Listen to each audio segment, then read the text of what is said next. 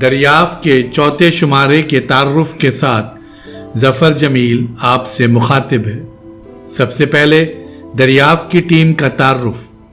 مدیر قمر جمیل، نائب مدیران میں رسا چغتائی، جاوید احمد اور جمال اعظم فریدی کے نام شامل ہیں۔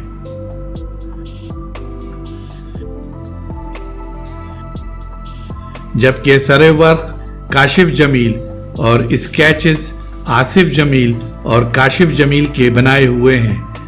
ٹائپنگ بذریعہ کمپیوٹر ظفر اور احمد کے نام درج ہیں۔ قیمت فی شمارہ 15 روپے مقرر کی گئی تھی اور دریافت کا یہ شمارہ بھی خط نسخ میں پرنٹ کیا گیا، جس کی وجہ خط نستعلیق تک دریافت کی انتظامیہ کی دسترس نہ ہونا ہے۔ دریافت کے پہلے شمارے کی فہرست پر نظر ڈالنے سے پتہ چلتا ہے کہ اس میں اداریہ قمر جمیل صاحب کا اور دیگر مضامین جن کے عنوانات ہیگل کی جمالیات اور دوسرا مضمون رومانی آرٹ وہ بھی قمر جمیل کا ترجمہ اور تلخیص پر مشتمل ہے۔ اس شمارے میں دیگر تخلیقاروں کی نگارشات نہ ہونے کا سبب غالباً اچھی اور معیاری نگارشات کی کمیابی تھی، جو آئندہ کے دریافت کے شمارے میں اس کمی کو دور کر لیا گیا۔ اس شمارے میں قمر جمیل صاحب کی ہیگل کی جمالیات، تلخیص و ترجمہ قمر جمیل اور رومانی آرٹ اور عمارت سازی کے عنوانات کے تحت جو مضامین شائع کیے گئے انہیں قارئین ادب نے بہت سراہا، جبکہ قمر جمیل صاحب نے جو اداریہ دریافت کے چوتھے شمارے میں شائع کیا اس کا عنوان آرکیٹائپ اور علامت کا تعلق تھا۔ اس ادارے کی بھی بہت قدر و اہمیت آج تک برقرار ہے۔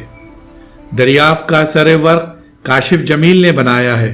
وہ قمر جمیل صاحب کے مضمون عمارت سازی کے مضمون کو مد نظر رکھتے ہوئے تخلیق کیا گیا، اور کسی مزید وضاحت کے بغیر اس سر ورق نے پورے شمارے کی نہایت ہی شاندار انداز میں ترجمانی کرتے ہوئے ناقدین ادب سے اپنی فنکارانہ صلاحیتوں کو منوایا۔ اسی طرح دریافت کے آخری صفحہ یعنی بیک پیج پر آصف جمیل کا بنایا ہوا ٹیمپل آف ایتھینی کا، جو کہ تقریباً 426 قبل مسیح سے تعلق رکھتا ہے، وہ بھی کسی تبصرے کے بغیر دیکھنے والے کو دیر تک دیکھنے پر مجبور کر دیتا ہے۔ اس طرح اس شمارے کی خاص بات نہ صرف قمر جمیل صاحب کی تخلیقات تھیں، بلکہ آصف اور کاشف کی فنی صلاحیتوں کا منہ بولتا ثبوت بھی۔